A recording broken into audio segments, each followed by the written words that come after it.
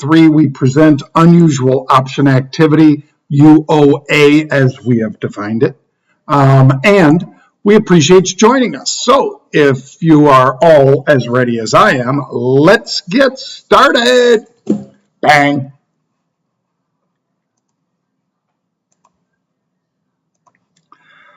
Three at 3 with me, Jon Najarian. This is presented for your educational and informational purposes only. So please do not take this as investment advice. We would instead request that you consult whomever you use for that investment advice. As far as investments involving risk, yeah, every investment involves risk, folks. Intellectual property rights, yeah, we have registered marks, trademarks, patents, copyrights. You get the idea. Please ask us before you use anything that I'm about to present. Thank you. All right, how about this one? Speaking of presenting, Pete was talking about unusual activity on Friday with the snap November 43 calls. And these calls have moved up rather dramatically. In fact, the November 43 calls expire this week. So as I've told you, the 27th this week is expiration. So let's not get too cocky about carrying stuff into Wednesday and Friday. I mean, if we get a nice move like we got today, because look at that, 5% move, I think that most of us are pretty darn happy with that, because you turned a small investment into a big profit. You could leave some on the table. Again, you decide. It's your account. But I'll tell you what I did. I took 80% of this off on this pop. Why? Because that's what I do. Pull money off the table on the winners. When I've got a loser, I cut the losses. Don't let them go all the way to zero. And given that we're going to have pretty close to a half day Wednesday, yes, we do trade for a full day, but it'll feel like half day because as usual on Thanksgiving Wednesday, we do start seeing people just deserting and heading out to get the last minute stuff for Thanksgiving, even if they're only doing it with their family in their house. Nonetheless, I have taken, like I say, about 80% of the profits on this one already. How about Square? Also, November 27th expiration, which is this week, as you guys know. So if you're in these NOV 200 calls and the stock pops to 208, you know intrinsically, that is in the money, ITM, in the money, value of these calls has gone up dramatically. Stock has made a 6% move. We've made an awful lot more than 6% on the options. And keep an eye on also the leverage that you get, because the options we bought were pennies compared to a $200 stock. I mean, the stock's up $12. There it was last week with the unusual activity that Pete was citing on the 19th and 20th. That's Thursday and Friday last week with the stock sub 200. And today with the stock at 208, we've made a nice return on this one.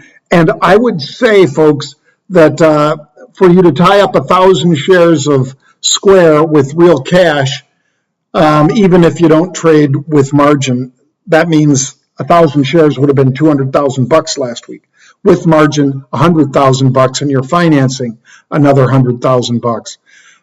We didn't put anything near that on the table, and we made a lot more money. So, again, that's what you need to be aware of, folks. How to trade and how to take profits, and keeping in mind that this week is going to feel like it's only a 3-day trading week, not even 3.5 or 4, because of the departures and so forth. If you would like to learn more about another area that we're doing very well, thank you very much, check out marketrebellion.com/crypto, CRYPTO. Why? Because you could join the crypto rebellion. And crypto has done amazingly well for us this year. It is one of the best performing asset classes. And for all the folks who are giving me crap about, oh, yeah, it's a Ponzi scheme, well, I'm sorry, you guys, no, it's not. It's not a Ponzi scheme. Doesn't mean you have to own a ton of it, but I own a lot. And Max Kaiser, thank you. To all of my mentors, Charlie Shrem, Pomp, Anthony Pompoliano, I thank all of them. Alex Macioli, thank you, Alex. There are so many folks that have helped me get into this, and now we're helping you get into it too, because we can show you how to set up accounts. We can show you where you can trade it most efficiently. I am an investor in Voyager, full disclosure, and I love that platform for trading crypto. So you can learn more about crypto at marketrebellion.com/crypto. Let's take a look at this one, folks. Today, first of our 3 at 3, and it is Disney, DIS. They're buying June calls. So these calls, folks, are out there 7 months into the future. So that's a long time. Time decay, not really a factor here. But they're buying the 165 calls. They're pretty bullish. But look at what those cost you. $6 for the 165s that are 6 months out into the future. Now, I am much more likely to buy the 145s or 150s and sell a higher strike against it. That's the way I play. I move the odds into my favor. I don't always even buy these when they're this far out in June, but I'm already long Disney. As you can see from my disclosures, I'm already long Disney, and I am adding to Disney on this unusual activity. Somebody buys 5,000 calls at $600 a piece. I think that's worth watching, don't you? $3 million investment like that? Yeah, that's why I jumped on. So, Disney, bullish call buying. There is a graph as it moves to 146.83. As you saw here, 146.43 just about half an hour ago. Bang. Second of our 3 at 3 coming right up. But first, I have to tell you about Tony Dwyer. This guy has done a fabulous job, and he's a great friend. He, over at Canaccord Genuity, and of course, he has his own newsletter as well. Tony has done a fabulous job ferreting out great investment opportunities for us. He is a humble guy, and he's more humble than he should be because of these great calls that he makes. So I would ask that if you'd like to join us, that you sign up now, because at 3 o'clock Central, 4 o'clock Eastern, it's shut down. Can't join us anymore if you haven't joined by then. We have to send you a link so that you can get in for free. There is no credit card or anything else. But if you don't sign up and get in now, you may be chasing and trying to get in and watching this tomorrow when we put it up on Twitter and all the socials. So if you want to watch it live today and be able to act on it before the end of the day tomorrow, well, then sign up now with marketrebellion.com. Thank you. Second trade of our 3 at 3, and it is Overstock. Now, you know Wayfair has done well for us. Overstock has done well for us. Many of these home goods, let's call it, retailers have done extraordinarily well. Lazy Boy. So Overstock, OSTK, with stock at 67.22. They're buying the December 70 calls, so these are a full month into the future, and they're $3 out of the money. Now, you could choose to buy something other than that, and again, just depends on how versed you are in options. If you'd like to learn more, go to marketrebellion.com/get started to learn more about options. December 70 calls, they paid $460 a piece, all the way up to $670 a piece. Gives you an idea that the stock was moving.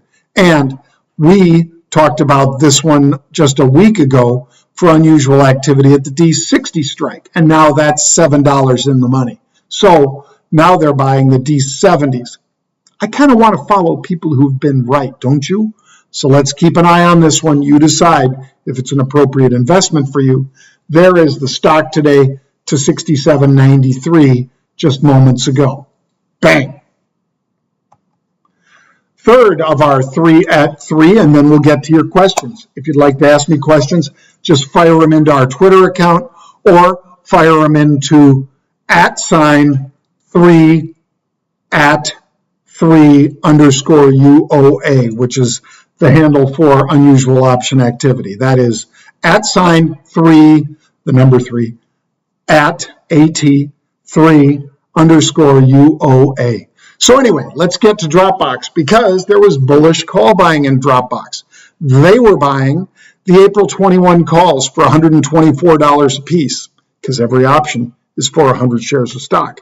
They paid up to $137 for each and every option they bought.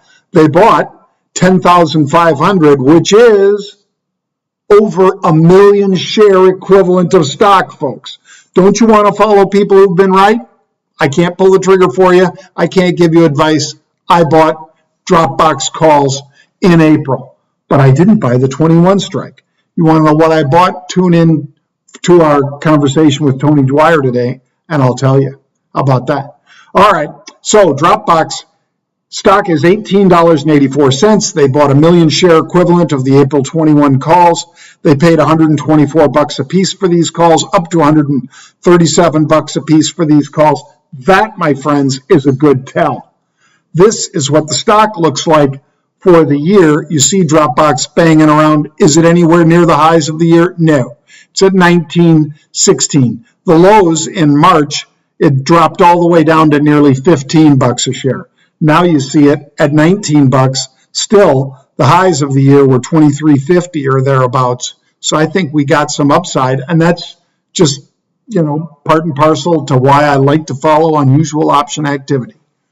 Bang! Question time.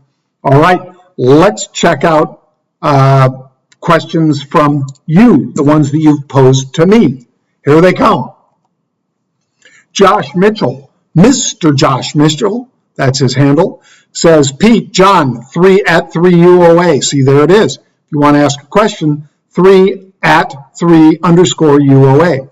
When writing covered calls, what factors are used to determine the time frame? Like weekly or monthly? Further out? Josh, generally, I am putting on what I call strips. I am putting on front, if they have weeklies, Josh, I'm putting on the front week, the next week out, and the third week out, all 3.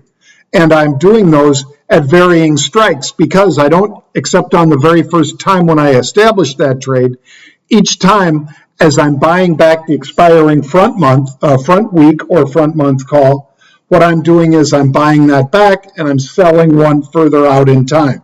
So at that time, the strike price may be different.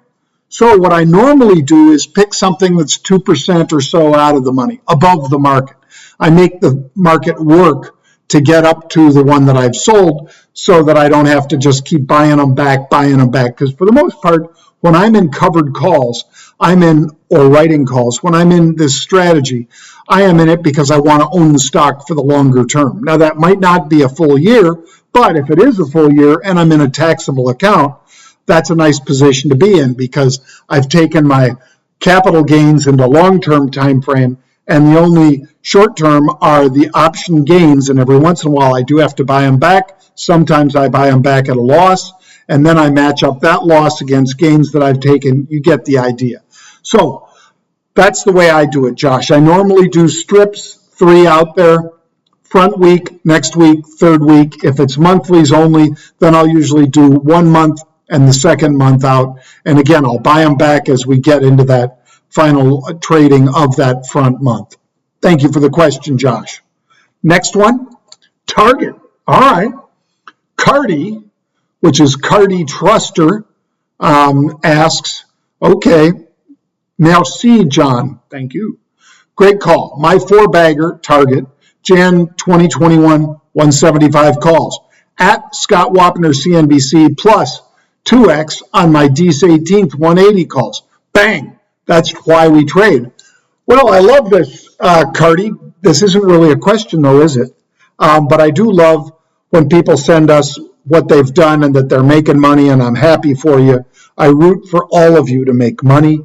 There's plenty of room for all of us, folks. When I see unusual activity in calls, I cite it. We post it up on our website.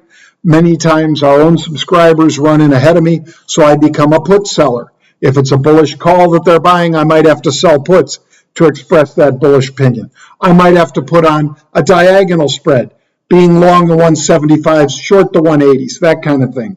I might have to do a calendar spread, short the front, 180 calls, long the next week or the next month out, 180 calls, that kind of stuff. So I often am in here trading 5 different ways to be long or short when we see the activity. It all depends on what sets up. Thank you, Cardi. Duncan, let's see, is this one asked by Josh Brown? Oh, no, it's not. Just kidding. We always give Josh crap because Josh is always getting the food questions. But I guess it's my turn to be that food guy. Duncan, DNKN. Scott Van Eck, which is his handle, SaveMe1, SAVEME1, asks, John, Pete, at 3 at 3, what do you guys, and that's not our handle, at 3 at 3 like that, but nonetheless, what do you guys make of Duncan Deese 18,110 strike price? 25 days from today and already worthless with large volume. Seems odd. Well, as you guys know, there's people circling to buy Duncan, so maybe they're saying that it doesn't go any higher. That's one of the ways I'd look at this, Scott. I have already cashed out of my Duncan position. You can stay in Duncan. That's great. I am not in this one any longer, Scott.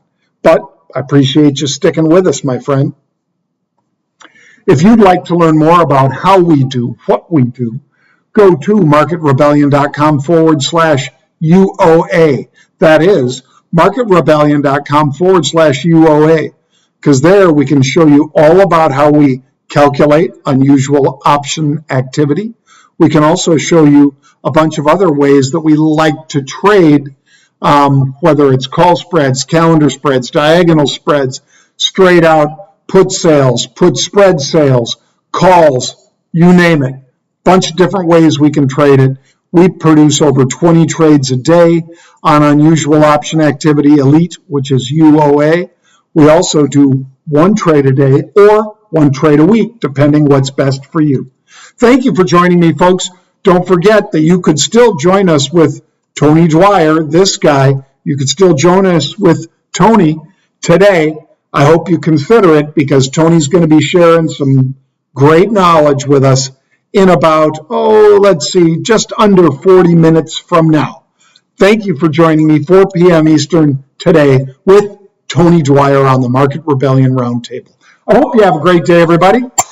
Tell a friend about the show, and I'll see you back here tomorrow on Market Rebellion Television. Bang!